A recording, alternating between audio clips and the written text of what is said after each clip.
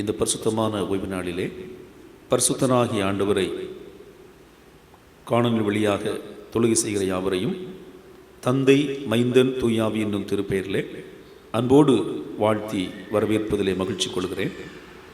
இந்த நாள் தொழுகை மிகுந்த ஆசீர்வாதம் அமைவதற்கு நம் ஆண்டவரை நோக்கி வேண்டுதல் செய்வோம். வேண்டுதல் செய்வதற்கு முன்பதாக துதிப்பாடலாக தேவனை துதித்திடுவோம், சபையில் தேவன் எழுந்தருள ஒரு மனதோடு அவர் நாமத்தை துதிகள் செலுத்தி போற்றிடுவோம் என்ற பாடலை துதிப்பாடலாக பாடி ஆண்டவருடைய திருநாமத்தை மகிமைப்படுத்துவோம்.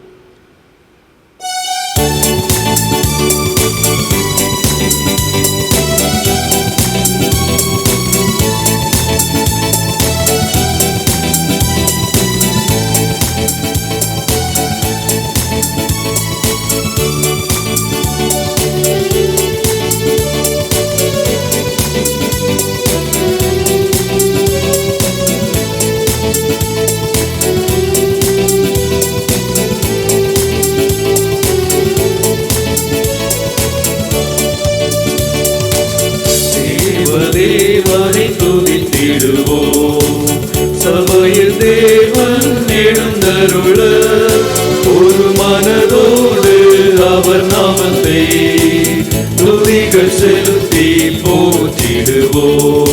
ஒரு மனதோடு அவர் நாமத்தை துதிகள் செலுத்தி போற்றிடுவோம்.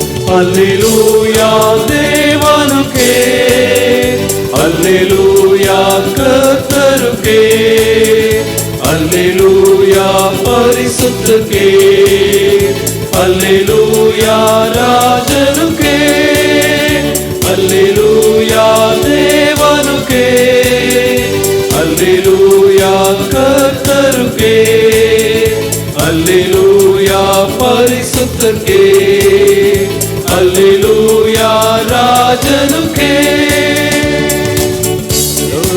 உம்மை அழைத்திடுவோம், சகாயம் பெற்று வாழ்ந்திடுவோம், சாத்தானை என்றும் ஜெயித்திடுவோம், சாகும் வரையில் உழைத்திடுவோம், சாத்தானை என்றும் ஜெயித்திடுவோம், சாகும் வரையில் உழைத்திடுவோம்.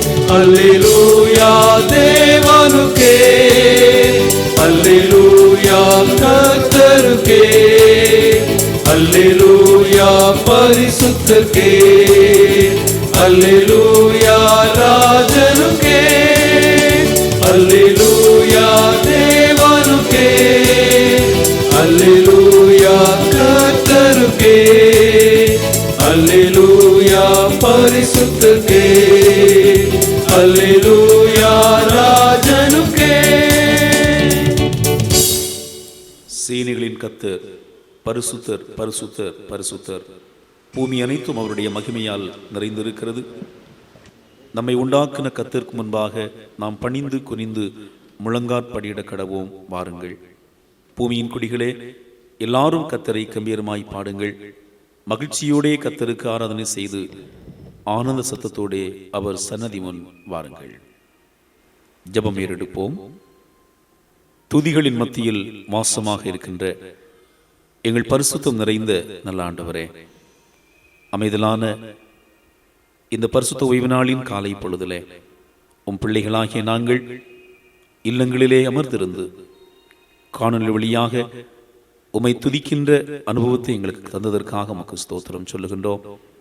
உலகம் முழுவதும் இந்த நாட்களிலே இந்த வைரஸ் நோயினாலே பாதிப்படைந்து வேதனையோடு இருக்கிற தருணத்திலே உம் பிள்ளைகளாகிய நாங்கள் உம்முடைய திருச்சமூகத்தை நோக்கி பார்க்க நீர் எங்களுக்கு கொடுத்த வாய்ப்புகளை எண்ணி நன்றி செலுத்துகின்றோம்.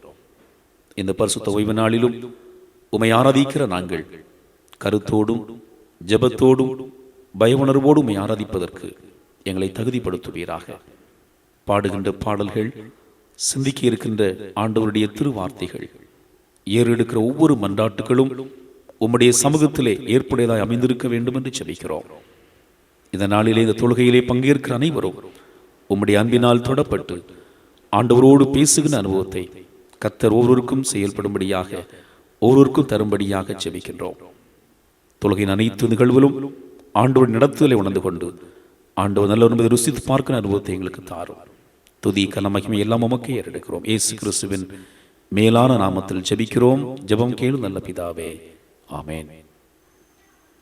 ஆண்டவருடைய தூய மகிமைக்காக நாம் யாவரும் இணைந்து 14வது ஞான பாடலை பாடுவோம். ஞான பாடல் எண் 14. என் நெஞ்சமே நீ மோட்சத்தை விரும்பி தேடி கத்தரை.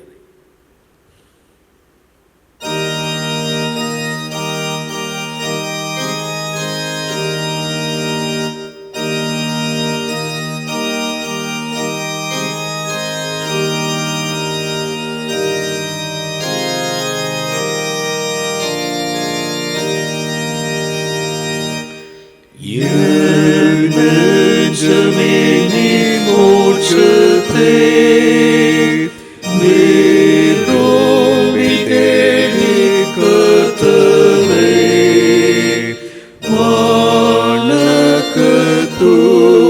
வணக்கத்துடனே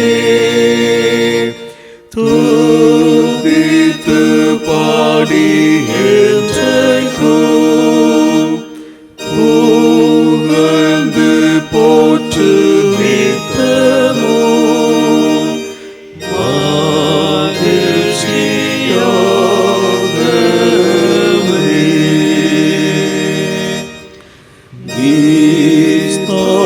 விஸ்தாரமான பூமியே நீயும் எழுந்து வாழ்த்து செய். யெகோவா நல்லவர், சராசரங்கள் அனைத்தும் அவர் சொற்படி நடக்கும்.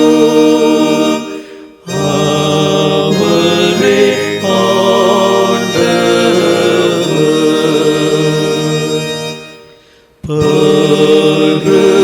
பரத்திலுள்ள சேனையே, பூமியிலுள்ள மாந்தரே, வானக வாருங்கள்.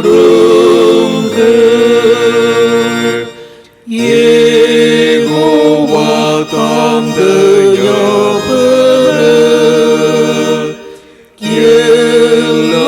எல்லாவற்றிற்கும் காரணர். அவரை போற்றுங்கள்.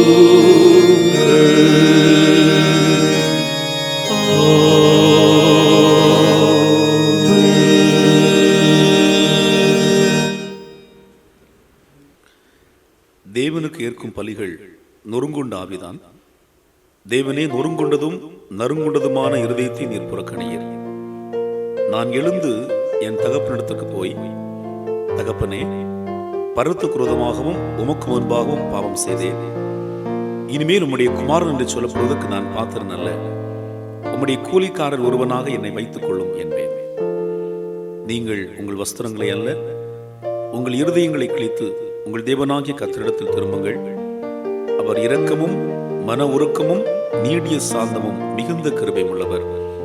அவர் தீங்குக்கு மனஸ்தாபப்படுகிறவருமாய் இருக்கிறார். அன்பர்களே, சர்வவல்லவரிடத்திலே நமது குறைகளை மனத்தாழ்மையோடு அறிக்கை செய்வோமா? ஒவ்வொரு ஞாயிற்றுக்கிழமையிலும் பாவறிக்கை நேரத்தை நமக்கு தந்திருக்கிறார். இந்த தருணத்தை நாம் சரியாக பயன்படுத்துகிறோமா? ஆண்டவருடைய ஊழியக்காரர்கள் வசனங்களை சொல்லி எச்சரிப்பு கொடுக்கிற போது அந்த எச்சரிப்புகளை நாம் சரியாக பயன்படுத்தி நம்முடைய வாழ்க்கையிலே மனமாற்றம் பெறுகிறோமா? நம்முடைய பாவ வாழ்க்கையை மாற்றுவதற்கு நாம் முற்படுகிறோமா என்பதை இந்த வேளையிலே சற்று ஆய்வு செய்து பார்ப்போம். வேதனை உண்டாக்குற வழி நம்மிடத்திலே உண்டோ என்று ஆய்வு செய்து பார்ப்போம். திருமறையிலே ஒரு வசனம் உண்டு. அடிக்கடி கடிந்து கொள்ளப்பட்டும் தன் பிடரியை கடினப்படுத்துகிறவன் சகாயமின்றி சடுதியிலே நாசமடைவான் என்று நாம் பார்க்கின்றோம். அவனமாக நாம் தீங்குக்கு உடன்படாதபடி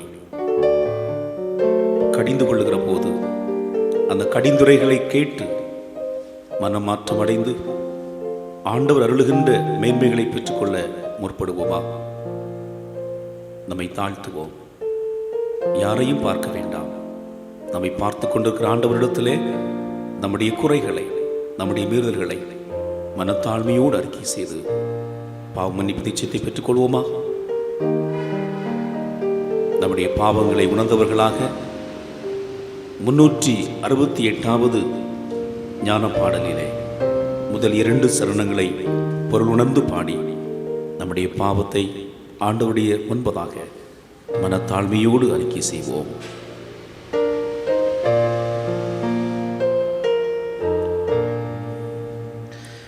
சிலுவை மரத்திலே இயேசுவை நான் நோக்குவேன். என்னை பார்த்தழைக்கிறார்.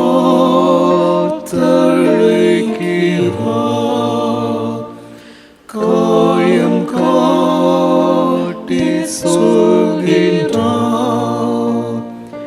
மீட்பின்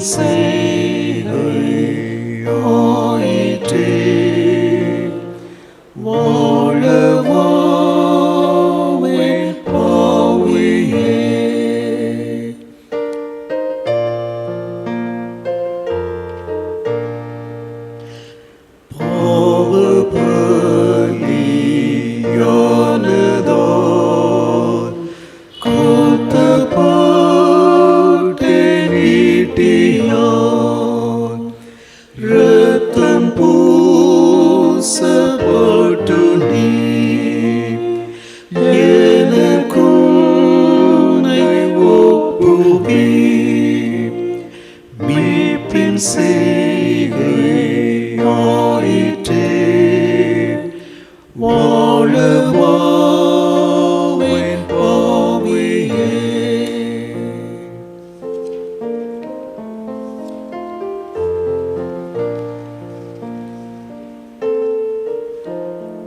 சர்வ வல்லமையும் மிகுந்த இரக்கமுள்ள ஆண்டவர் மன்னிப்பையும் பாவ நிமிர்த்தியும் நமக்கு கட்டளையிட்டருளி வாழ்க்கையை சீர்விடுவதற்கான காலத்தையும் தமது தூய ஆவியானவரின் கிருபையும் தேற்றுதலையும் தந்தருள்வாராக. ஆமேன். நம்முடைய பாவங்களை மன்னித்த ஆண்டவருக்கு நாம் நன்றி சொல்ல கடமைப்பட்டிருக்கிறோம். கடந்து வந்த நாட்கள் முழுவதும் நம்மை கண்மணி போல காத்திருக்கிறார். இக்கட்டான காலத்திலும் நம்முடைய வாழ்விலே தீங்குகள் அணுகாதபடி ஆண்டவர் நம்மை பாதுகாத்த தயவுக்காக ஆண்டவருக்கு நன்றி சொல்லுவோம்.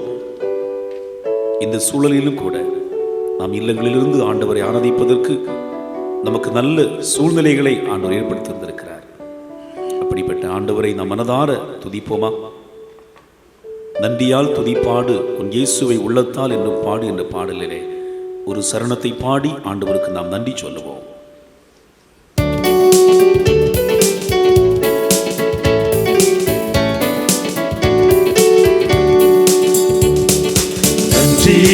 துதிப்பாடு நம் இயேசுவை உள்ளத்தால் என்றும் பாடு. நன்றியால் துதிப்பாடு உன் இயேசுவை உள்ளத்தால் என்றும் பாடு. வல்லவர் நல்லவர் போதுமானவர் வார்த்தையில் உண்மையுள்ளவர். வல்லவர் நல்லவர் போதுமானவர் வார்த்தையில் உண்மையுள்ளவர். நன்றியால் துதிப்பாடு உன் இயேசுவை உள்ளத்தால் என்றும் பாடு. சரீரம் ஆத்துமா ஆவியினாலும் சோர்ந்து போகும் வேளையிலெல்லாம். சரீரம் ஆத்துமா ஆவியினாலும் சோர்ந்து போகும் வேளையிலெல்லாம் துதி சத்தத்தால் உள்ளம் நிறைந்தால் தூயரின் பலன் கிடைக்கும். துதி சத்தத்தால் உள்ளம் நிறைந்தால் தூயரின் பலன் கிடைக்கும். நன்றியால் துதிப்பாடு உன் இயேசுவை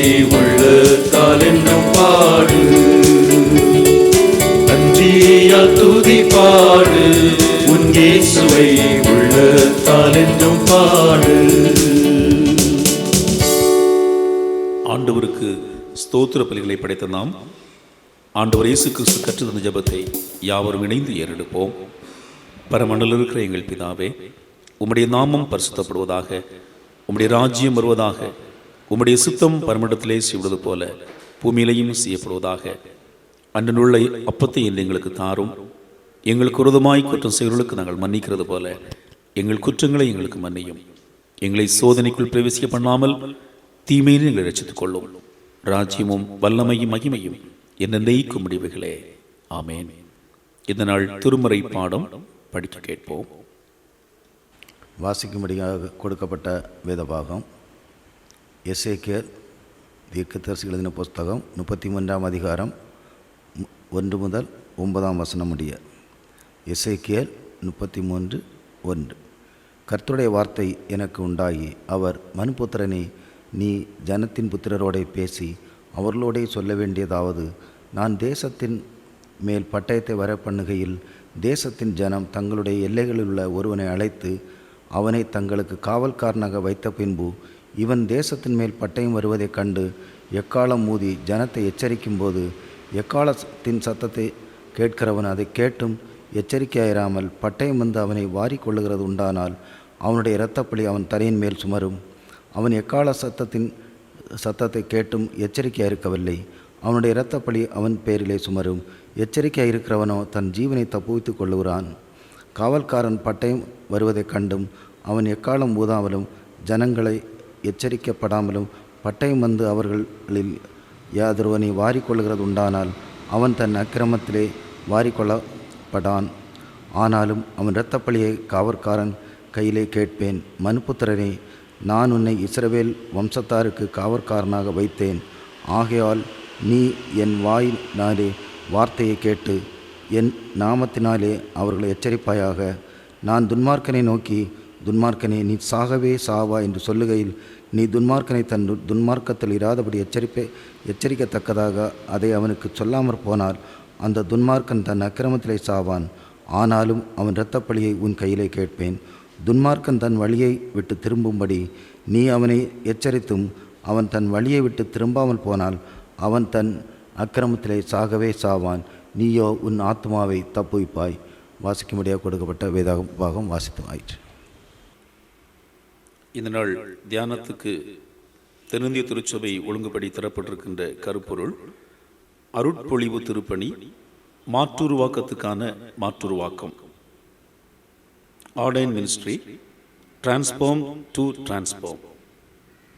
அதற்கு ஆதாரமாக தெரிந்து கொள்ளப்பட்ட திருவசனம் நாம் படிக்க கேட்ட எசேக்கியேல் 33ஆம் அதிகாரம் 7வது வசனம். மனுபுத்திரனே, நான் உன்னை இஸ்ரவேல் வம்சத்தாருக்கு காவற்காரனாக வைத்தேன். ஆகையால் நீ என் வாயினாலே வார்த்தையை கேட்டு என் நாமத்தினாலே அவர்களை எச்சரிப்பாயாக. மானிடா, நான் உன்னை இஸ்ரவேல் வீட்டாருக்கு காவலாளியாக ஏற்படுத்தியுள்ளேன். தலைகளை தாழ்த்தி ஆண்டவரை நோக்கி மன்றாடுவோம். எங்கள் கண்மலையும் மீட்பருமாகிய கர்த்தாவே, அடியேன் வாயின் வார்த்தைகளும் வசனங்களை தியானிக்கிற உம்முடைய பிள்ளைகளுடைய இருதயத்தின் தியானமும் உம் சமூகத்தில் ஏற்புடையதாய் அமைந்திருப்பதாக. ஆமேன். அருட்பொழிவு திருப்பணியானது ஆண்டவரால் ஏற்படுத்தப்பட்ட ஒரு உன்னதமான உயர்வான பணி. ஆரோனைப் போல ஆண்டவரால் தெரிந்து கொள்ளப்பட்டவர்கள்தான் அந்த பணியை தெளிவாக செய்ய முடியும். இந்த திருப்பணியானது ஒழுங்கோடும் ஒழுக்கமாகவும் செயல்பட வேண்டும். அதாவது by order and by discipline. இந்த நிலையிலே செய்யப்பட வேண்டிய முக்கியமான காரியம். அது மட்டுமல்ல, இவ்வுலகிலே நோய்கள், வறுமை, தனிமை, மனித ஒடுக்குதல், அடிமைத்தனம், இப்படிப்பட்ட நிலையிலே மக்கள் வாழ்கிற போது இவைகள் பாவத்தால் ஏற்பட்டன என்பதை மக்கள் புரிந்து கொள்கிற போது அதை சரியாக அவர்களுக்கு தெளிவுபடுத்துவது இந்த ஆயர் பணியினுடைய முக்கியமான நோக்கமாக அமைந்திருக்கிறது. அதாவது அனைவரையும் ஒன்றுபடுத்துகின்ற பணிதான் இந்த ஆயர்பணி அல்லது அருட்பொழிவு திருப்பணி. அன்பர்களே, ஜான் வெஸ்லி என்பவர் சொல்லுகின்றார், அருட்பொழிவு திருப்பணியாளரை ஆவியானவர் ஆற்றல் படுத்துகிறார் என்றும் இறை மக்கள் ஜெபம் மூலமாக எல்லா வகைகளிலும் அவர்களை தாங்க வேண்டும் என்று கோருகிறார். இது மிக மிக உண்மையான ஒன்று. இந்த அருட்பொழிவு திருப்பணியாளரை ஆவியானவர் பலப்படுத்துகிறார், ஆற்றல் படுத்துகிறார். ஆவியானவர் ஆற்றல் படுத்த வேண்டும் என்று சொன்னால் சபை மக்களாகிய அனைவரும் ஆண்டவருடைய பிரசன்னத்திற்காக ஜெபிக்க கடமைப்பட்டிருக்கிறார்கள். எத்தனை பேர் நம்முடைய திருச்சபை ஆயருக்காக ஜெபிக்கிறார்கள் என்று சிந்திக்க அழைக்கப்படுகிறோம். ஜெபிக்க வேண்டும்.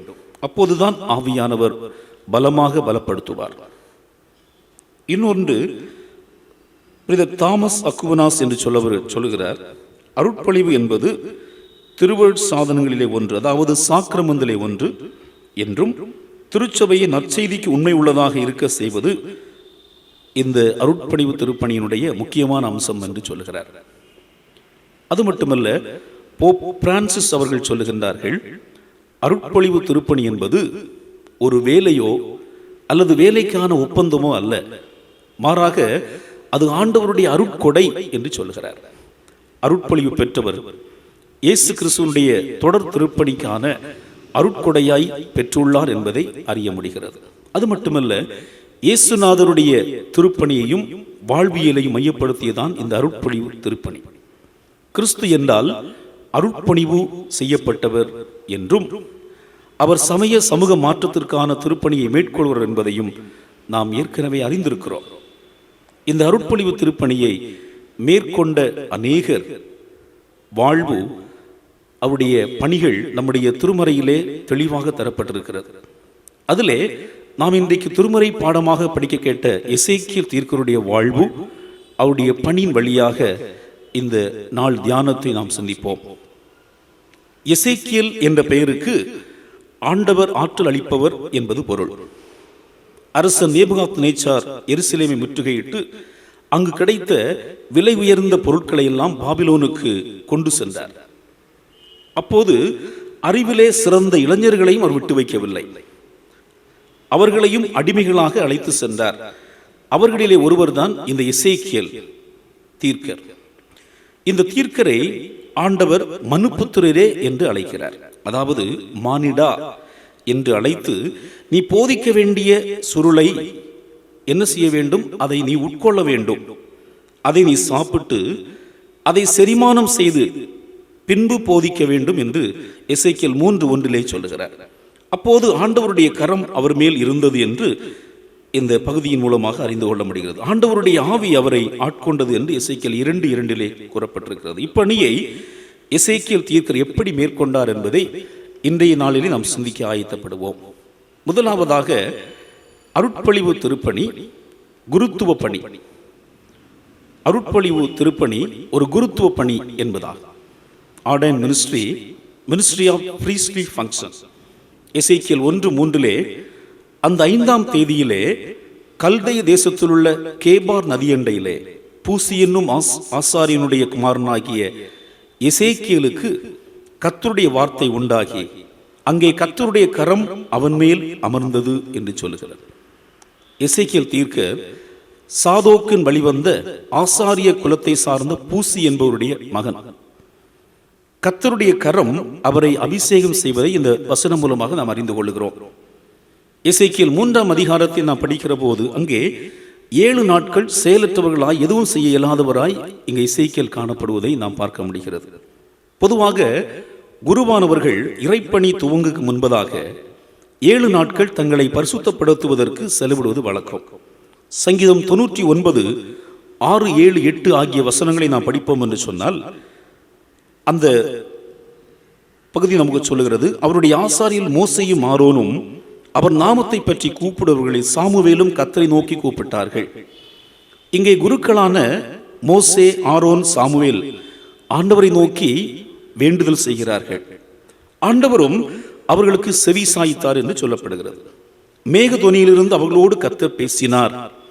அவர்கள் அவருடைய ஒழுங்கு முறைகளையும் அவருடைய நியாயங்களையும் கடைபிடித்தார்கள். ஆகவே இங்கு சொல்லப்படுகிற உண்மை என்னவென்று சொன்னால், ஆண்டவருடைய நியாயங்களையும் கற்பனைகளையும் ஒழுங்குமுறைகளையும் கடைபிடிக்கிற அனைவரும் குருக்கள் என்று சொல்லப்படுகிறது. இன்றைக்கு இப்படிப்பட்ட ஒழுங்குமுறைகள் ஒழுக்க முறைகள் குருவானவர்கள் கடைபிடிக்கிறார்களா என்று சிந்திக்க அழைக்கப்படுகிறோம். அநேக குருவானவர்களுடைய செயல்பாடுகள் திருச்சபைகளிலே வேதனை அளிக்கின்ற ஒன்றாக அமைந்திருந்தாலும், இந்த நிலையிலே இருக்கின்ற இந்த குருவானவர்கள் ஆண்டவருடைய அன்பினால் தொடப்படுவதற்கு திருச்சபை மக்கள் அனைவரும் விசுவாசத்தோடு இணைந்து ஒருமுகத்தோடு ஜெபிக்கிற போது பரிசுத்த ஆவியானவர் ஆட்கொண்டு குருவானவரை பலத்த செய்கைகளுக்காக பயன்படுத்துவார். எசேக்கியேல் 22, 25, 26 ஆகிய வசனங்களை நாம் படிக்கிற போது, தீர்க்கதரிசிகள் அதன் நடுவில் கட்டுப்பாடு பண்ணுகிறார்கள். கர்ச்சிக்கிற சிங்கம் இறை கவுறுவது போல ஆத்துமாக்களை அவர்கள் பட்சிக்கிறார்கள். திரவியத்தையும் விலை உயர்ந்த பொருட்களையும் வாங்கிக் கொள்ளுகிறார்கள். அதன் நடுவிலே அநேகரை விதவை ஆக்குகிறார்கள். இது யாரு? குருவானவர்களை, தீர்க்கர்களை குறித்து சொல்லப்பட்டிருக்கிறது. அது ஆசாரியர்கள் என் வேதத்துக்கு அநியாயம் செய்து என் பரிசுத்த வஸ்துக்களை பரிசுத்த குலைச்சலாக்குகிறார்கள். பரிசுத்தம் உள்ளதற்கும் பரிசுத்தம் இல்லாததற்கும் வித்தியாசம் பண்ணாமலும், அசுத்தம் உள்ளதற்கும் அசுத்தம் இல்லாததற்கும் உண்டான வேற்றுமையை காண்பியாமலும் இருந்து என் ஓய்வு நாளுக்கு தங்கள் கண்களை மூடிக்கொள்ளுகிறார்கள். அவர்கள் நடுவிலே நான் கனவீனம் பண்ணப்படுகிறேன் என்று ஆண்டவர் சொல்லுகிறார். அன்பர்களே, இங்கு குருக்களுடைய அவலத்தை அழகாக தெளிவாக பட்டியலிடுகிறார். ஆண்டவருடைய திருச்சட்டத்தை மீறுகின்றார்கள். அது மட்டுமல்ல, தூய்மையானவைகளை தீட்டுப்படுத்துகிறார்கள். தூய்மையாக நடக்க வேண்டியவர்கள் இங்கே தீட்டுப்படுத்துகின்ற நிலையை நாம் பார்க்க முடிகிறது. அது மட்டுமல்ல, நன்மை தீமை அதை பிரித்து பார்க்க முடியாதவர்களாக காணப்படுகிறார்கள். காரணம், அவருடைய அநீதியான செயல்கள் ஆண்டவரை அவமதிக்கின்ற செயல்களாக காணப்படுகிறது. ஆண்டவருக்காக ஊழியம் செய்கின்ற இந்த தீர்க்கர்கள் ஆண்டவருக்கு பிரியமில்லாத காரியங்களை செய்து ஆண்டவரை அவமதிக்கின்ற ஒரு சூழலை நாம் பார்க்கிறோம். இப்படிப்பட்ட குருத்துவ பணியிலே தவறுகிற மக்களுக்கு ஆண்டவர் என்ன செய்கிறார்? தண்டனையை கொடுக்கிறதாக சொல்லப்படுகிறது. எசேக்கியேல் 33:18 அவன் சாவான் என்று சொல்லப்படுகிறது. அன்புக்குரியவர்களே, நீதிமான் தன் நீதியை விட்டு திரும்பி அநியாயம் செய்தால் அவன் அதனாலே சாவான். பாருங்கள், ஆண்டவருடைய நியமங்களையும் கட்டளைகளை, ஆண்டவருடைய ஒழுக்க முறைகளை, ஆண்டவர் சுட்டிக்காட்டுகின்ற போதனைகளை தெளிவாக மக்களுக்கு எடுத்து கூற வேண்டிய குருவானவர்கள் தவறு செய்கிற போது அதனாலே பல தண்டனைகளுக்கு முற்படுகிறார்கள் என்பதை நாம் பார்க்க முடிகிறது. எசேக்கியேல் 33:7 சொல்லுங்க, மனுப்புத்திரனே, நான் உன்னை இஸ்ரவேல் வம்சத்தாருக்கு காவல்காரனாக வைத்திருக்கிறேன். ஆகையால் நீ என் வார்த்தைகளை கேட்டு என் நாமத்தினாலே அவர்களை எச்சரிக்க வேண்டும் என்று சொல்லுகிறார். இங்கு குருத்துவ பணி என்பது எச்சரிக்கின்ற ஒன்றாக இருக்கிறது. அது மட்டுமல்ல, மக்களை ஆபத்திலிருந்து தப்புவிக்கின்ற வழியை சொல்லி அப்படியே நாம் விட்டுவிடுவதல்ல, அவர்களோடு உடனிருக்கின்ற குருத்துவ பணியை செய்கின்றவர்களாக காணப்பட வேண்டும். மக்களோடு இணைந்து செயல்படுகின்ற குருவானவரை ஆண்டவர் எதிர்பார்க்கிறார். துன்மார்க்கன் தவறு செய்கிற போது ஒரு குருவானவர் பார்த்து கொண்டு அமைதியால் இருக்கக்கூடாது. அதுதான் எசேக்கியேல் 33:8-9 ஆகிய வசனங்களிலே சொல்லப்படுகிறது. நான் துன்மார்க்கரை நோக்கி, துன்மார்க்கரே நீ சாகவே சாவா என்று சொல்லுகையில், நீ துன்மார்க்கனை தன் துன்மார்க்கத்தில் இல்லாதபடி எச்சரிக்கத்தக்கதாக அதை அவனுக்கு சொல்லாமற் போனால் அந்த துன்மார்க்கன் தன் அக்கிரமத்தினாலே சாவான். ஆனாலும் அவன் இரத்த பழியை உன் கையிலே கேட்பேன். யார் கையிலே கேட்பார்?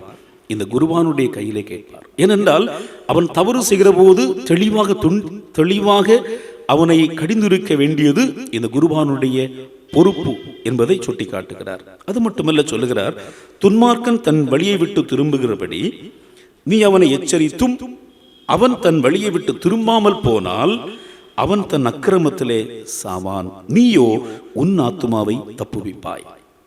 பாருங்கள், இங்கே துன்மார்க்கர் தவறு செய்கிற போது அதை எச்சரிக்கின்ற இந்த பண்பு குருவானவருக்கு வேண்டும்.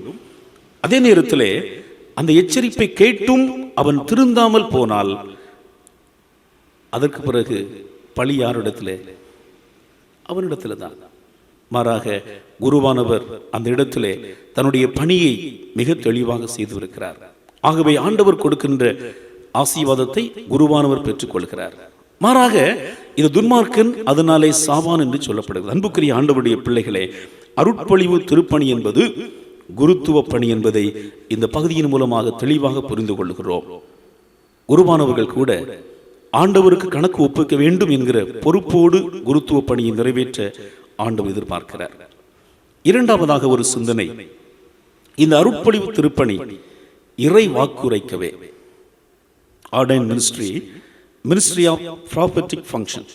எசேக்கியேல் 33:7 சொல்லுகிறது, மனுபுத்திரனே, நான் உன்னை இஸ்ரவேல் வம்சத்தாருக்கு காவல்காரனாக வைத்தேன். ஆகையால் நீ என் வாயினாலே வார்த்தையை கேட்டு என் நாமத்தினாலே அவர்களை எச்சரிப்பாயாக.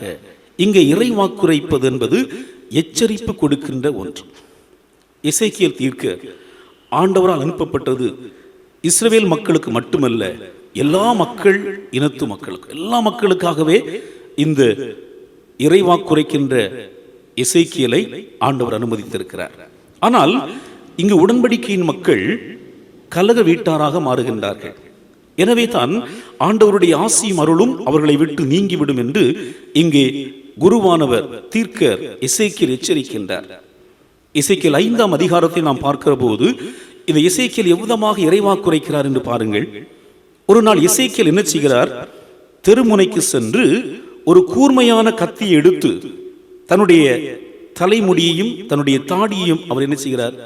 சிரைக்கின்றார். அதை தராசிலே போட்டு 3 கூறுகளாக பங்கிடுகின்றார். ஒரு பங்கை என்ன செய்கிறார் என்று சொன்னால் நெருப்பில் இட்டு எரித்து போடுகின்றார். இன்னொரு பங்கை ஒரு கூர்மையான கத்தியினால் நறுக்கு என வெட்டுகின்றார். 3வது பங்கை என்ன செய்கிறார் என்று சொன்னால் காற்றிலே பறக்க விட்டு அதன் பின் அதிலே அகப்படாத முடிகளை ஒரு பையிலே பத்திரப்படுத்தினார். எசேக்கியேல் 5ஆம் அதிகாரத்திலே இந்த இறைவாக்குரை அழகாக சொல்லப்பட்டிருக்கிறது. இது கூறுகின்ற செய்தி என்ன அறிந்து கொள்ள வேண்டும். நீங்கள் எல்லாரும் அந்த ஒரு பகுதி மக்கள் நெருப்பில் இடப்படுவார்கள், தீயில் கொளுத்தப்படுவார்கள். அது மட்டுமல்ல, 2வது அந்த நபர்கள் கூறுகளாக பங்கிட்டவர்கள் துன்புறுத்தப்படுவார்கள். 3வது மீதி உள்ளவர்களை கூட்டி சேர்ப்பார் என்று இங்கே இறைவாக்குரைக்கிறார். அதாவது, இஸ்ரவேல் வீட்டாரே, உங்கள் பொல்லாத வழிகளை விட்டு நீங்கள் திரும்புங்கள். தங்கள் நம்பியிருந்த நாடு, இனம், சமயம், ஆலயம், அரசு அழிவுக்குள்ளாகி இருக்கிறது. ஆகவே நீங்கள் அந்நிய நாட்டில் மாற வேண்டியதுதான். இங்கு இழிவான சாவை தவிர உங்களுக்கு வேறு வழி இல்லை என்று எண்ணியவர்களுக்கு மனித அறிவிற்கு எட்டாத ஆண்டவருடைய அருள் இங்கே கொடுக்கப்படுகிறது. அதாவது தீர்க்கருடைய எச்சரிப்புக்கு கீழ்ப்படுகிற போது இங்கே கிடைக்கின்ற அவார்டு என்ன? எசேக்கியேல் 33:11 நான் துன்மார்க்கருடைய மரணத்தை விரும்பாமல் துன்மார்க்கன் தன் வழியை விட்டு திரும்பி பிழைப்பதையே விரும்புகிறேன் என்றும், இஸ்ரவேல் வம்சத்தாரே, உங்கள் பொல்லாத வழிகளை விட்டு திரும்புங்கள், நீங்கள் ஏன் சாக வேண்டும் என்று ஆண்டவர் கேட்கிறார். இங்கே எச்சரிப்பை அவர் கொடுக்கிறார். எச்சரிப்பு மட்டுமல்ல, ஒரு புதிய சமூகத்தை உருவாக்க மறு கட்டுமான பணி செய்ய வேண்டும் என்று இந்த தீர்க்கருக்கு ஆண்டவர் சொல்லுகின்றார். எசேக்கியேல் 33:16 இதை நாம் பார்க்க முடிகிறது. அன்புக்குரியவர்களே, அவன் செய்த அவனுடைய எல்லா பாவங்களுக்கும் அவனுக்கு விரோதமாக நினைக்கப்படுவதில்லை. அவன் நியாயமும் நீதியும் செய்தான், ஆகவே பிழைக்கவே பிழைப்பான் என்று சொல்லு என்பார். அன்புக்குரிய ஆண்டவருடைய பிள்ளைகளே, இங்கே தீர்க்கர் எசேக்கியேல் இறைவாக்குரை அழகாக எடுத்துரைக்கிறார். அன்புக்குரிய ஆண்டவருடைய பிள்ளைகளே, இன்றும் இதே தீர்க்க தரிசன வசனங்கள் குருக்கள் மூலமாக நம்முடைய திருச்சபைக்கு அறிவித்துக் கொண்டே இருக்கிறது. பல எச்சரிப்புகள் திருமுறையின் வழியாக தரப்படுகிறது. இந்த இறைவாக்குரைகளை மக்கள் தெளிவாக புரிந்து கொண்டு அதற்கு கீழ்ப்படிய வேண்டியது மிக மிக முக்கியமான ஒன்று. ஆனால் எத்தனை பேர் இந்த இறைவாக்குரைக்கு கீழ்ப்படுகிறார்கள் என்று சொல்லி நாம் சிந்திக்கின்ற போது அநேகர் ஒரு காது வழியாக கேட்கிறார்கள், இதுதானே எங்களுக்கு தெரிந்தோம், எல்லாம் தெரியும், எங்களுக்கு தெரியாது ஒன்றுமில்லை என்று சொல்லி அநேகர் தங்களை தாங்களாகவே மேன்மைப்படுத்திக் கொள்கிறார்கள். இறைவாக்குரைகளை கேட்க மனமற்றவர்களாக காணப்படுகிறார்கள். அன்புக்குரியவர்களே, இந்த இறைவாக்குரை உரைப்பது என்பது மிக முக்கியமான ஒன்று. குருவானவர்கள் இறைவாக்குரை உரைக்கிற போது அதை திருமறை சார்ந்த தெளிவோடு உரைக்க வேண்டும். ஆண்டவர் இயேசு கிறிஸ்துவும் தன்னுடைய சீடர்களோடு ஜெபம் செய்ய சென்றபோது சீடர்கள் தூக்கத்திலே தங்களை வெளிப்படுத்துகிறார்கள். அப்போது அங்கு ஆண்டவர் சொல்லுகிறார், நீங்கள் விழித்திருந்து ஜெபம் செய்ய வேண்டும் என்று நான் சொன்னேன் அல்லவா என்று கேட்கிறார். இதற்கு பொருள் என்ன? நாம் சிந்திக்க வேண்டும். நம்மை சுற்றிலும் இருக்கின்ற சூழலிலே என்ன நடைபெறுகிறது என்பதை அறிந்து அதற்காக ஜெபிக்க வேண்டும். அதாவது பேராயர் நியூ பிகின் என்று சொல்லக்கூடியவர் சொல்லுகிறார், திருப்பணியை பற்றி அவர்கள் கூறும்போது வலது கையிலே திருமறையும் இடது கையிலே செய்தித்தாளையும் கொண்டு வாழ்க்கையின் ஒருங்கிணைப்பை கண்டு அருட்தொண்டு புரிதல் மிக அவசியம் என்று சொல்லுகிறார். அப்போஸ்தலர் 20:28-30 ஆகிய வசனங்களை நாம் படிக்கிற போது அங்கே கூறப்பட்டிருக்கின்ற உண்மை என்ன? ஆகையால் உங்களை குறித்தும் தேவன் தம்முடைய சுய இரத்தத்தினாலே சம்பாதித்துக் கொண்ட தமது சபையை மேய்ப்பதற்கு பரிசுத்த ஆவி உங்களை கண்காணிகளாக வைத்த மந்தை முழுவதையும் குறித்து எச்சரிக்கையாயிருங்கள். நான் போன பின்பு மந்தையை தப்ப விடாத கொடிதான ஓநாய்கள் உங்களுக்குள்ளே வரும்.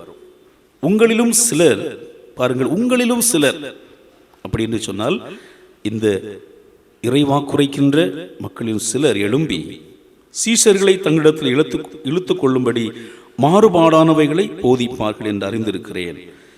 31வது வசனம் சொல்லுது, ஆனபடியால் நான் 3 வருஷ காலமாய் இரவு பகலும் கண்ணீரோடு இடைவிடாமல் அவனவனுக்கு புத்தி சொல்லி கொண்டு வந்ததை நினைத்து விழித்திருங்கள். பாருங்கள், இறை வாக்குரைக்கின்ற இந்த தீர்க்கர்கள் ஆண்டவருடைய வார்த்தைகளை தெளிவாக மக்களுக்கு போதிக்க வேண்டும். இல்லை என்று சொன்னால் ஆண்டவருடைய எதிர்பார்ப்பு நிறைவேறாமல் போய்விடும். ஆகவே இறை வாக்குரை உரைப்பது ஆர்டைன் மினிஸ்ட்ரியினுடைய முக்கிய பண்பு என்பதை அறிந்து கொள்ள அழைக்கப்படும். அதே நேரத்தில் அருட்தொண்டு என்பது சாதாரணமான ஒரு பணி அல்ல, இது அசாதாரணமான ஒரு பணி. ஆண்டவர் மேலிலே உண்மையான பற்றுறுதியும் அன்பு வைத்திருந்தால்தான் இந்த பணியிலே நாம் நிலைநிற்க முடியும், நிறைவாக செயல்பட முடியும்.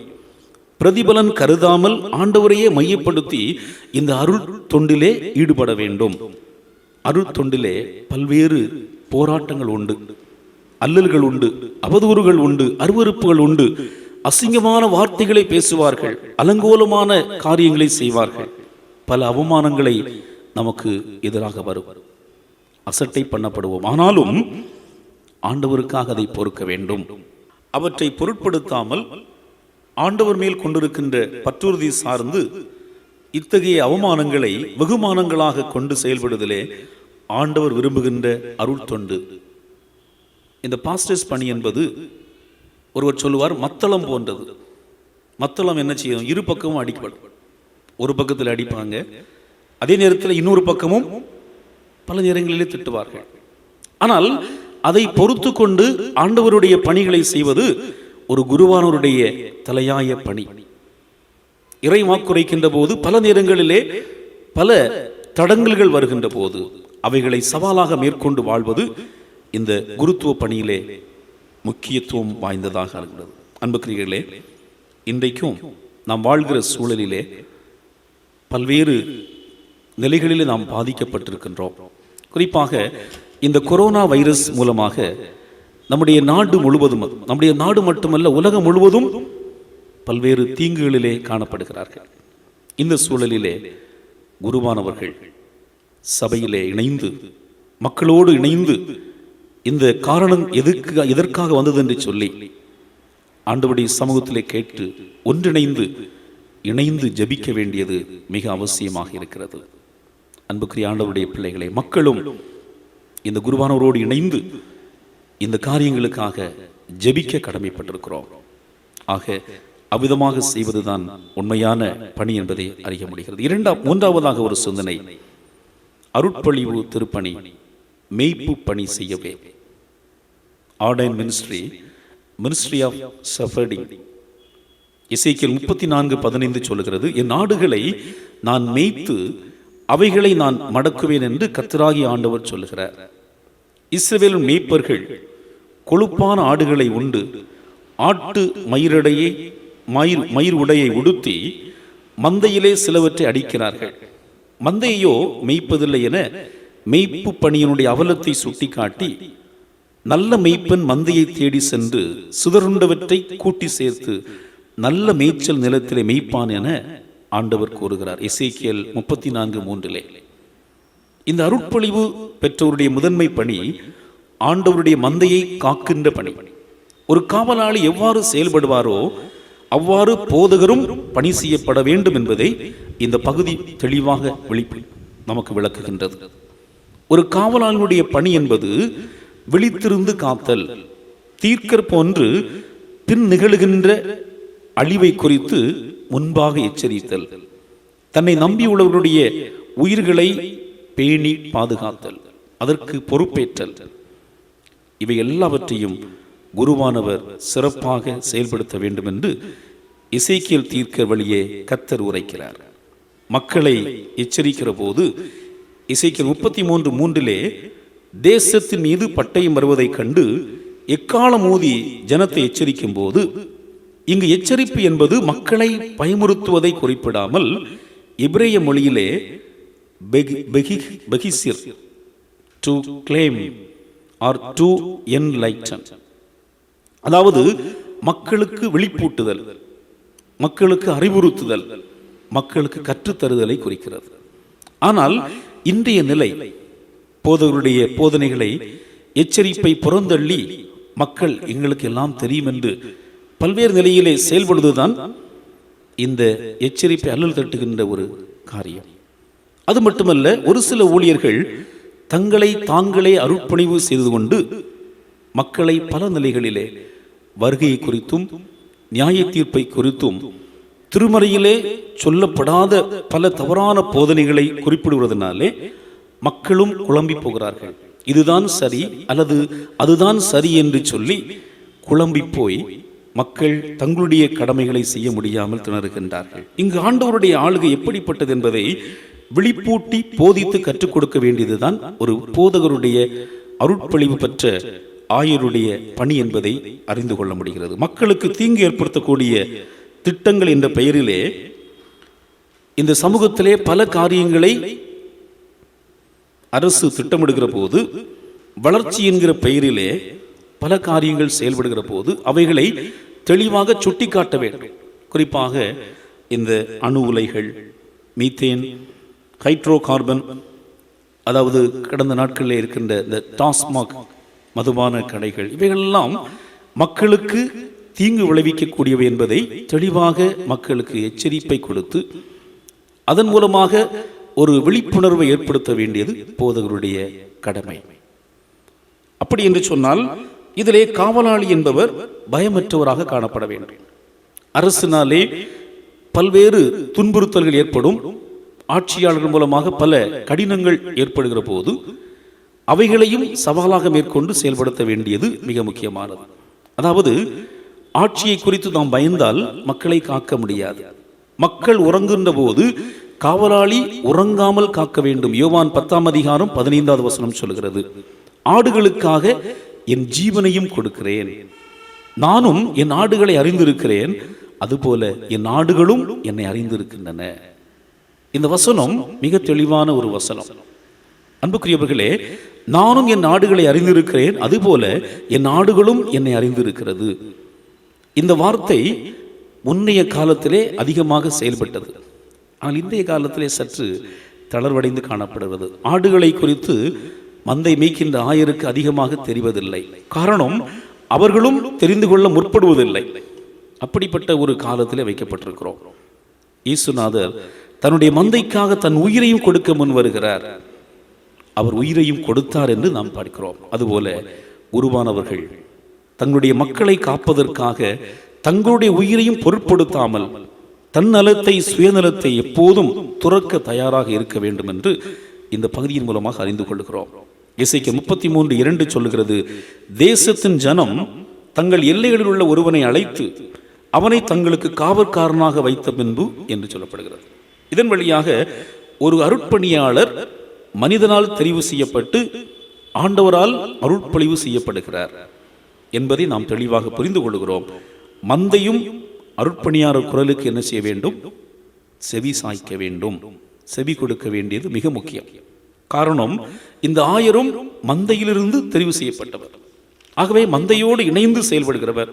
ஆகவே மந்தை மெய்ப்பருக்கு கீழ்ப்படிய, மெய்ப்பருக்கு செவி சாய்க்க கடமைப்பட்டிருக்கிறார்கள். இங்கு ஆண்டவர் யோவான் நற்செய்தி நூல் 21ஆம் அதிகாரத்தை நாம் படிக்கிற போது அதில் இயேசுநாதர் சீமோன் பேதுருவை பார்த்து கூறுகின்ற வார்த்தை என்ன? யோனாவன் பேதுருவை பார்த்து யோனாவன் மகன் சீமோனே, நீ இவர்களை விட மிகுதியாக அன்பு செலுத்துகிறாயா என்று ஆண்டவர் கேட்கிறார். இங்கே பேதுரு ஆம் என்று பதில் கூறுகிறார். அதிலே 3 முறை ஆண்டவர் இந்த கேள்வியை கேட்கிறார். என் ஆடுகளை மெய்ப்பாயாக என்று ஆண்டவர் மறுமொழியாக take care of my sheep. மெய்ப்பு பணி என்பது சமூகத்தால், சமயத்தால் புறக்கணிக்கப்பட்டோரை ஆற்றல் படுத்தும் பணி என்பதை அறிய முடிகிறது. 1970ஆம் ஆண்டிலே உத்தரகாண்ட் மாநிலத்திலே ஆரம்பிக்கப்பட்டதுதான் சிப்கோ என்ற காடுகளை பாதுகாக்கின்ற இயக்கம்.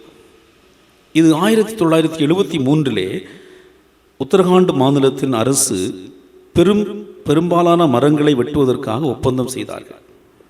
அப்பொழுது இந்த மரங்களை அழிக்கக்கூடாது என்று இவ்வியக்கத்தின் பெண்கள் போராட்டம் நடத்தினார்கள். அரசு இந்த திட்டத்தை என்ன செய்தது? கைவிட்டு விட்டது. அன்பர்களே, நாம் வாழுகிற இந்த சமூகத்திலே நீதி என்பது உலர்ந்து போன எலும்பு கூட்டம் போல காட்சியளித்தாலும் இறைமக்கள் அருட்பொழிவு பெற்ற போதுகளோடு இணைந்து மாற்றுருவாக்கத்திற்காக எடுக்கும் முயற்சியிலே குரல் கொடுக்க வேண்டும். அவளோடு இணைந்து செயல்பட வேண்டும். அவ்வாறு இணைந்து செயல்பட போது இந்த சமூகத்திலே மாற்றுருவாக்கம் ஏற்படும் என்பதை அறிய முடிகிறது. இன்று காணப்படுகின்ற பல்வேறு அவல நிலைகளை நாம் பார்க்கிறோம் அல்லவா? அந்த அவல நிலைகளை பார்த்து நாம் கண்கூடாக கண்டும் அதை கேட்காதது போல, அதை காணாதது போல அப்படி இருக்கிறோமா? இந்த அருட்பொழிவு திருப்பணி என்பது அப்படி இருப்பதல்ல. சமூகத்தோடு இணைந்து இப்படிப்பட்ட அவல நிலைகளை துறந்து மக்களோடு இணைந்து செயல்பட வேண்டும். அப்படித்தான் செயல்படுகிற போது மாற்றுருவாக்கம் சமூகத்தில் ஏற்படும். அப்படிப்பட்ட ஒரு மாற்றுருவாக்கத்தை ஏற்படுவதற்கு அருட்பணியாளரும் அதோடு இணைந்து இந்த மெய்க்கின்ற பணியை செய்கின்ற இந்த மெய்ப்பர்களோடு இணைந்து இந்த மந்தைகளும் சபை மக்களும் இணைந்து செயல்படுவோம். இந்த சமூகத்திலே ஒரு பெரிய மாற்றுருவாக்கத்தை ஏற்படுவதற்கு நாம் கருவிகளாக பயன்படுத்தப்படுவோம்.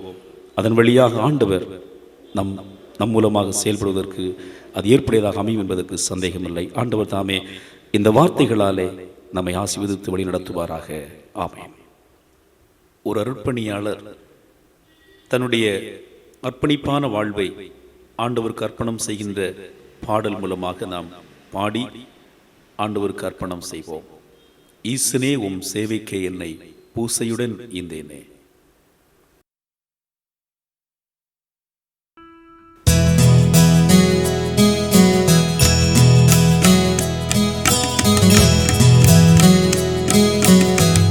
ஈசனே உம் சேவைக்கே என்னை பூசையுடன் ஈந்தேனே. உயிர் தந்து என்னை ஆட்கொண்டு தைரியமாய் நடத்திடும். தைரியம் தந்துமே என்னை நடத்தும்.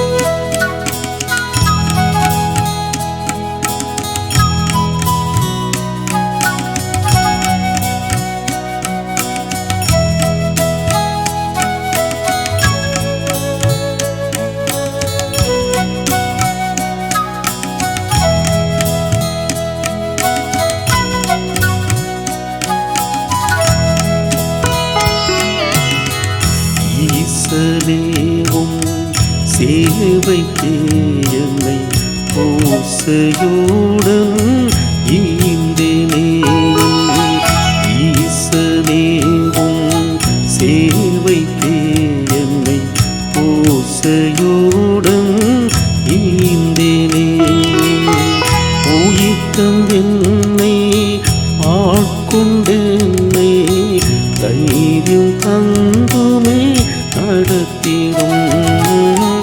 உயிர் தந்தென்னை ஆட்கொண்டென்னை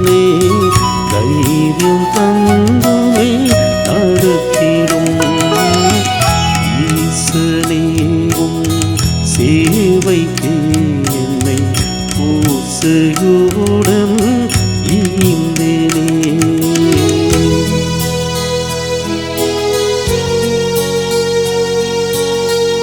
எண்ணமெல்லாம் இடர்கள் பயங்கள் கண்ணி போல என்னை சூழ்ந்தாலும், எண்ணமெல்லாம் இடர்கள் பயங்கள் கண்ணி போல என்னை சூழ்ந்தாலும், அண்ணல் நீர் என்னோடு இருந்தால் திண்ணமாய் அவை தீர்ந்திடும். அண்ணல் நீர் என்னோடு இருந்தால் திண்ணமாய் அவை தீர்ந்திடும்.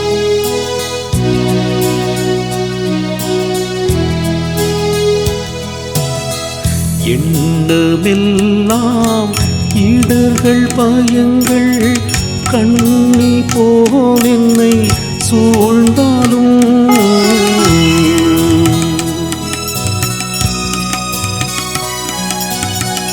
எண்ணமெல்லாம் இடர்கள் பயங்கள் கண்ணி போல் என்னை சூழ்ந்தாலும், அண்ணல் நீரின் தோடிருந்தால் இன்னமாயவை தீர்ந்திடும். அண்ணல் நீரின் தோடிருந்தால் இன்னமாயவை தீர்ந்திடும். ஈசனேவும் சேவைக்கே என்னை பூசையுடன் ஈந்தேனே.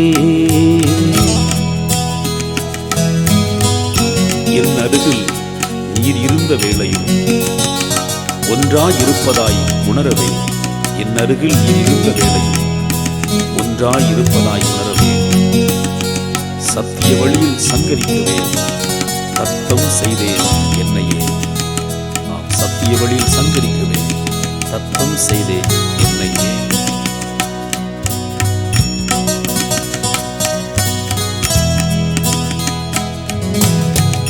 என்னருகில் இருந்த வேளையும் ஒன்றாயிருப்பதாய் உணரவே.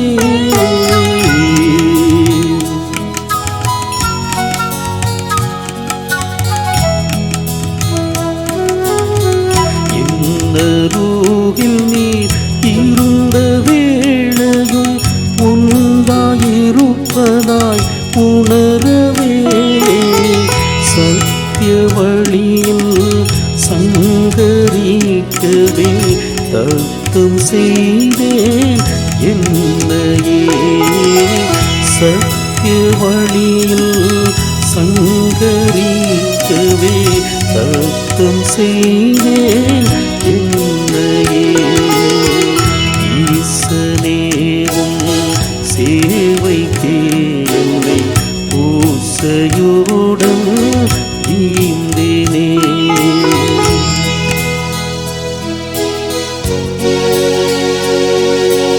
மகிமையில் நான் உந்தன் வீட்டில் மகிழ்ந்து வாழ்வேன் என்றீரே. மகிமையில் நான் உந்தன் வீட்டில் மகிழ்ந்து வாழ்வேன் என்றீரே.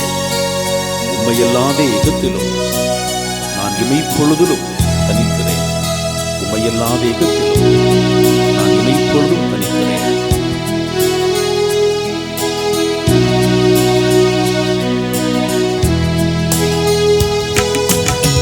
மகிமையில் நான் உந்தன் வீட்டில் மகிழ்ந்து வாழ்வேன் என்றீரே.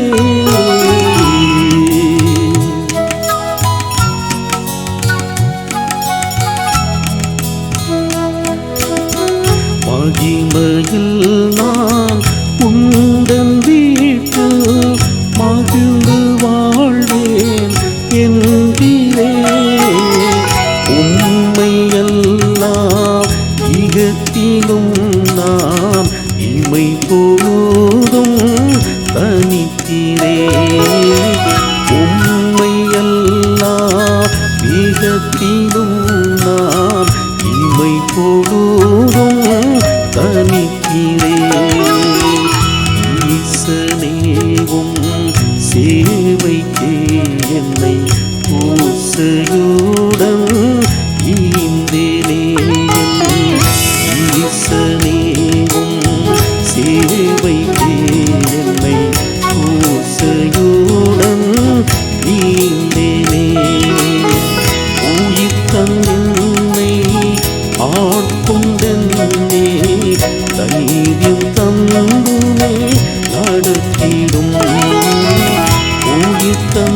என்னை ஆட்கொண்டுமே தைரியம் தங்குமே நடத்திடும் ஈசனே உம் சேவைக்கே உம்மை ஓசையுடன் ஈந்தேனே.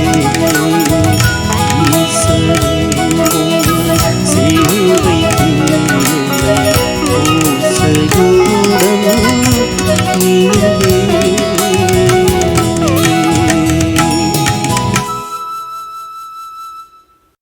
ஆண்டவருடைய திருவார்த்தைகளை பெற்றுக்கொண்ட நாம் யாவரும் இணைந்து 377வது கீர்த்தனை பாடலை பாடுவோம். கீர்த்தனை பாடல் 377. விந்தை கிறிஸ்தேசு ராஜா உந்தன் சிலுவையின் மேன்மை.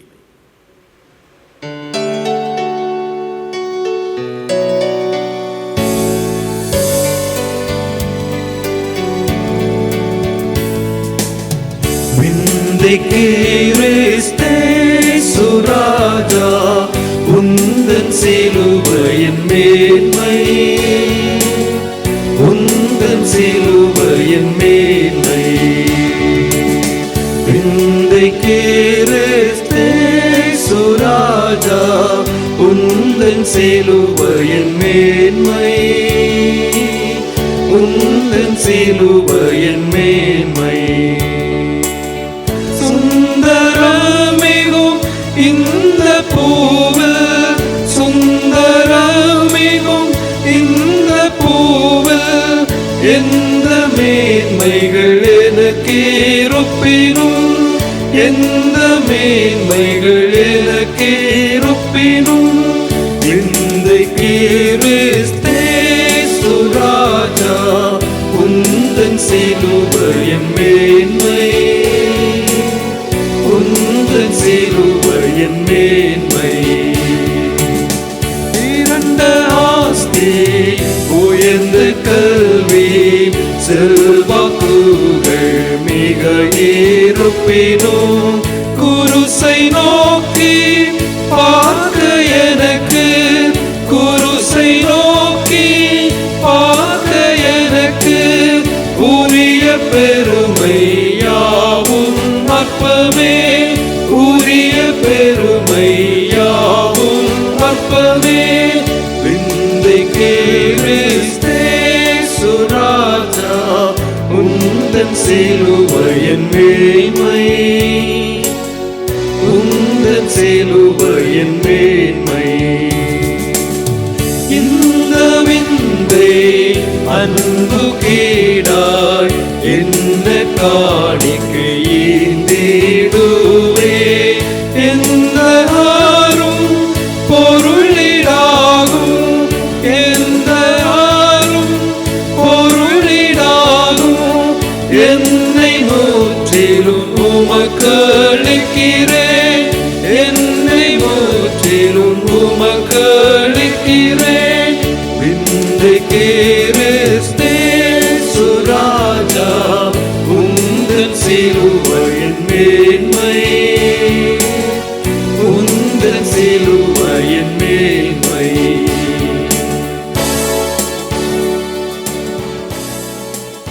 ஜெபம் எடுப்போம். எங்களை நேசிக்கிற அன்பு நிறைந்த ஆண்டவரே, எங்களோடு உடனிருப்பவரே, எங்களை வாழ வைத்துக் கொண்டிருக்கிறவரே, இந்த பரிசுத்த ஓய்வு நாளுக்காக நாங்கள் மறுபடியும் உமக்கு நன்றி சொல்லுகின்றோம். உம் பிள்ளைகள் நாங்கள் இல்லத்திலிருந்து உம்மை ஆராதிக்கிற போது உம்முடைய பிரசன்னம் எங்களோடு கூட இருப்பதை உணர்ந்து உம்மை போற்றுகின்றோம். இந்த நாளில் நாங்கள் தியானித்த உம் திருவார்த்தைகளுக்காக உம்மை ஸ்தோத்தரிக்கின்றோம். அருட்பொழிவு திருப்பணி விடையாளருடைய பணி எத்தகையது என்பதை நாங்கள் தெரிந்து கொள்ளவும், அருட்பணியாளர்கள் ஆண்டவருடைய வார்த்தைகளை சொல்லி எச்சரிக்கின்ற போது அந்த எச்சரிப்பின் வார்த்தைகளை புரிந்து கொண்டு உண்மையுள்ள கிறிஸ்தவர்களாக, சாட்சியுள்ள கிறிஸ்தவர்களாக திருச்சபை மறுமலர்ச்சி அடைவதற்கு ஒவ்வொரு ஆத்துமாக்களும் ஆதாயப்பட கர்த்தர் கிருபை செய்ய வேண்டும் என்று வேண்டுதல் செய்கின்றோம். அருட்பொழிவு திருப்பணியாளர்களும் ஆண்டவருக்கு பிரியமாக அர்ப்பணிப்போடு, ஒழுக்கத்தோடு, ஒழுங்கோடு, பணிவோடு ஆண்டவருக்கு ஊழியம் செய்வதற்கு ஒவ்வொருவரையும் ஆண்டவர் பயன்படுத்தும்படியாக ஜெபிக்கிறோம். இந்த நாட்களிலே ஆண்டவருடைய ஊழியங்களை செய்கின்ற ஒவ்வொரு ஊழியக்காரர்களும் வல்லமையாக ஊழியம் செய்வதற்கு கர்த்தர் தொடர்ந்து பயன்படுத்துவீராக, பலப்படுத்துவீராக, திடப்படுத்துவீராக, தைரியப்படுத்துவீராக. எங்கள் திருச்சபையிலே ஆன்மீக மறுமலர்ச்சி அடைவதற்கு உம் பிள்ளைகள் ஒவ்வொருவரையும் கருவிகளாக பயன்படுத்துவீராக. மந்தையை காக்கின்ற பணிகளிலே, மந்தையை மேய்க்கின்ற பணிகளிலே உண்மையுள்ளவர்களாக செயல்படுவதற்கு ஒவ்வொருவரையும் தகுதிப்படுத்தும். மந்தைகளும் ஆண்டவருடைய பிள்ளைகளாக ஜீவிப்பதற்கு, ஆண்டவருக்கு சாட்சியாக திகழ்வதற்கு ஒவ்வொருவருக்கும் உதவி செய்ய வேண்டும் என்று நாங்கள் ஜெபிக்கிறோம். இந்த பரிசுத்த ஓய்வு நாளிலும் ஆண்டவருடைய சமூகத்தை நோக்கி நாங்கள் பார்க்கிறோம். கர்த்தாவே, பல நாட்களாக இந்த வியாதியின் தாக்கத்தினாலே நாங்கள் வாழ்க்கையிலே விரக்தி அடைந்து காணப்படுவதை நீர் காண்கின்றேன். ஒவ்வொரு நாளும் இன்றைக்கு இந்த வியாதிகள் இந்த உலகத்தை விட்டு மாற்றமடையும் என்று சொல்லி நாங்கள் எதிர்பார்க்கிறோம். ஆனாலும் மறுபடியும் அதே நிலையிலே ஒவ்வொரு நாளும் அதிகரித்துக் கொண்டிருக்கிற ஒரு சூழலை நாங்கள் பார்க்கிறோம். வேதனையோடு உம்மண்டை வருகிறோம். அப்பா ஆண்டவரே, நீர் இறங்குவீராக. எங்களுடைய நாட்டிலே ஆண்டவரே, இந்த கொள்ளை நோயின் தாக்கத்திலிருந்து ஒரு விடுதலை தரும்படியாக உம்முடைய பாதத்தில் எங்களை தாழ்த்தி ஒப்புக் கொடுக்கிறோம் சுவாமி. ஆண்டவரே, மக்கள் எல்லாரும் திருச்சபையாக இணைந்து உம்மை நோக்கி நாங்கள் பார்க்கிற போது நாங்கள் வெட்கப்படாதபடி கர்த்தர் எங்களுக்கு உதவி செய்யும்படியாக ஜெபிக்கிறோம். இந்த தொற்று வியாதிக்காக ஆண்டவரே, பல்வேறு நிலையிலே அரசு எடுக்கிற எல்லா முயற்சிகளையும் என் தேவன் வாக்கி செய்வீராக. உம்முடைய வல்லமை எல்லா இடங்களிலும் விளங்க செய்யும்படியாக ஜெபிக்கிறோம். இந்த நாட்களில் கூட மக்களுக்கு உதவி செய்ய வேண்டிய அநேக மக்கள் தங்களுடைய சுய பலத்தை விரும்பி தங்களுடைய சுயம் சார்ந்தவர்களாக ஜீவிப்பதனாலே ஏழை மக்களுக்கு கிடைக்கக்கூடிய நன்மைகள் கிடைக்கப்படாமல் இருக்கிற ஒரு காலத்தில் நாங்கள் வைக்கப்பட்டிருக்கிறோம். இப்படிப்பட்ட அதிகாரிகளை ஆண்டவர் சந்திப்பீராக. ஆண்டவரே, தாங்கள் செய்வது தவறு என்பதை உணர்ந்து கொள்வதற்கு கர்த்தர் உணர்வுள்ள இருதயத்தை கொடுத்து ஒவ்வொருவருக்கும் ஆண்டவரே உதவிகள் கிடைக்கப்படுகின்ற அனுபவத்தை தாரும். அகில உலக சமாதானத்துக்காக வேண்டிக் கொள்கிறோம். கர்த்தாவே, இந்த நாட்களில் இருக்கின்ற இந்த தொற்று வியாதிகளிலிருந்து ஒரு விடுதலை பெற்று எல்லா மக்களும் சமாதானத்தோடு அமைதலோடு ஆண்டவர் எங்கள் வாழ்க்கையிலே பெரிய காரியங்களை செய்தார் என்று சொல்லி உமக்கு நன்றி சொல்கின்ற தருணங்களை தாரும். அயல் நாடுகளிலே பணிபுரிந்து வருகின்ற அன்பு பிள்ளைகளுக்காக நாங்கள் ஜெபிக்கின்றோம். நீ சமீபத்துக்கு மாத்திரமல்ல, தூரத்துக்கும் ஆண்டவராக இருக்கிறேன். எங்கள் பிள்ளைகள் எங்கு வாழ்ந்தாலும் அந்த இடத்திலே உம்முடைய வல்லமை வெளிப்படுவதாக. பாதுகாப்பை கொடுப்பீராக. ஒவ்வொரு நாளும் பணியின் வாய்ப்புகளை கொடுத்து உற்சாகத்தோடு தங்களுடைய பணிவிடைகளை நிறைவேற்றி மனமகிழ்வோடு வாழ்வதற்கு உதவி செய்வீராக. நல்ல செய்தியை நாங்கள் கேட்டு ஆண்டவருக்கு நன்றி சொல்லுகிற அனுபவத்தை எங்களுக்கு தாரும். எங்கள் இந்திய நாட்டுக்காக ஜெபிக்கிறோம். நாட்டினுடைய தலைவர்களுக்காக பொறுப்போடு தங்களுடைய பணிவிடைகளை நிறைவேற்றுவதற்கு ஞானத்தை கொடுப்பீராக. உண்மையுள்ள தலைவர்களாக செயல்படுகிற போது எங்களுடைய நாடு வளர்ச்சி அடையும் என்பதை நாங்கள் புரிந்து கொள்கிறோம். அத்தகைய வளர்ச்சியை நாங்கள் பெற்றுக்கொள்ள எங்கள் தலைவர்களை கருவிகளாக நீர் பயன்படுத்துவீராக. கர்த்தாவே, எங்களுடைய தமிழ்நாட்டிற்காக ஜெபிக்கிறோம். முதலமைச்சர் முதல் ஒவ்வொரு அமைச்சர்களுக்காக, ஒவ்வொரு அரசு அதிகாரிகளுக்காக உமக்கு ஸ்தோத்திரம் சொல்கிறோம். அர்ப்பணத்தோடு தங்களுடைய பணிவிடைகளை நிறைவேற்ற ஞானத்தை தாரும். அர்ப்பணமுள்ள இருதயத்தை கொடுத்து ஒவ்வொரு நலம் பெற்று வாழ நம்முடைய பிள்ளைகளை கருவிகளாக பயன்படுத்தும். எங்கள் கன்னியாகுமரி மாவட்டத்திற்காக ஜெபிக்கிறோம். எங்களுடைய பேராயத்திற்காக உமக்கு நன்றி சொல்கின்றோம். பேராயத்தின் அனைத்து பணிகளும் ஆண்டவருக்கு பிரியமாக நடைபெறுவதற்கு கர்த்தர் தொடர்ந்து பயன்படுத்துவீராக. எங்கள் திருச்சபைக்காக உமக்கு நன்றி அப்பா. திருச்சபையின் எல்லா விசுவாச குடும்பங்களுக்காக உம்மை ஸ்தோத்திரிக்கிறோம். குடும்பங்களுக்கு என்னென்ன நன்மைகள் ஆசீர்வாதங்கள் தேவை என்று தேவன் காண்கிறீரோ எல்லா நன்மைகளையும் பரத்திலும் நிறைவாக கொடுத்து உன் பிள்ளைகள் அனைவரையும் பாதுகாத்துக் கொள்வீராக. இந்த நாட்களிலே வியாதியின் தாக்கத்தினாலே பாதிப்படைந்து மருத்துவமனையில் அனுமதிக்கப்பட்டிருக்கின்ற அன்பான பிள்ளைகளுக்கு நல்ல சுகத்தை தந்து ஆண்டவருடைய நலனை பெற்றுக்கொண்டு மகிழ்வோடு வாழுகின்ற அனுபவத்தை தாரும். கர்த்தாவே, எங்கள் திருச்சபையின் சார்பாக நடைபெறும் எல்லா திருப்பணிகளையும் கர்த்தர் ஆசீர்வதிப்பீராக. குறிப்பாக அல்லேரி பகுதியை ஆண்டவரே உற்சாகத்தோடு நாங்கள் அந்த பணியை நிறைவேற்றுவதற்குரிய நல்ல வாய்ப்புகளை எங்களுக்கு தாரும். நல்ல வழிவாசலை திறந்து தாரும். அந்த இடத்திலே உம்முடைய அன்பு விதைக்கப்படுவதற்கு நாங்கள் கருவிகளாக பயன்பட எங்களை பயன்படுத்துவீராக. எங்கள் திருச்சபையின் எல்லா குடும்பங்களும் உம்முடைய அன்பினால் தொடப்படுகிற அனுபவத்தை தாரும். யாருக்கும் எந்த தீங்களும் வராதபடி உம் பிள்ளைகளை அரவணைத்து காத்துக்கொள்வீராக. இந்த நாட்களிலே தங்களுடைய திருமண நாளை சந்திக்கின்ற அன்பு தம்பதிகளுக்காக நன்றி சொல்கிறோம். குடும்ப வாழ்க்கையின் மேன்மைகளை சமாதானத்தோடு பெற்று நிறைவோடு வாழ கர்த்தர் உதவி செய்வீராக. பிறந்த நாட்களை ஆசரிக்க இருக்கின்ற அன்பு பிள்ளைகளை நினைக்கிறோம். வருஷத்தை நன்மையால் முடிசூற்ற கர்த்தர் பிரவேசிக்க இருக்கின்ற புதிய ஆண்டிலே புதிய நன்மைகளாலும் கிருபைகளாலும் நிறைத்து நீடிய ஆயுளோடு உடைய பிள்ளைகளை பாதுகாத்துக் கொள்வீராக. அவனமாக எங்களை தாழ்த்தி ஒப்புக் கொடுக்கிறோம்.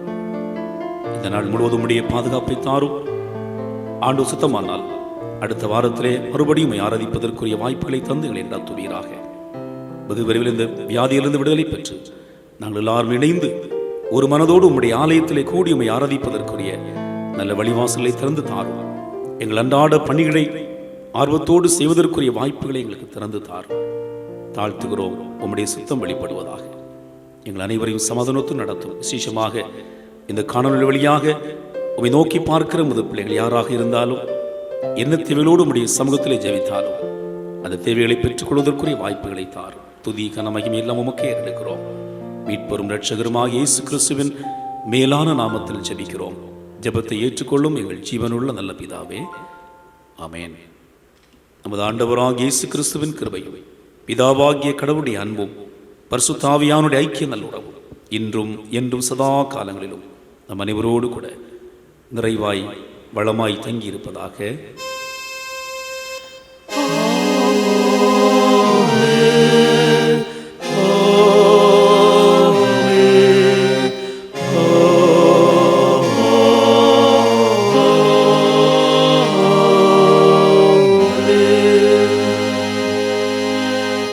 ஆண்டவருடைய சமாதானம் நம் அனைவரோடு கூட நிறைவாய் தங்கியிருப்பதாக. ஆமென்.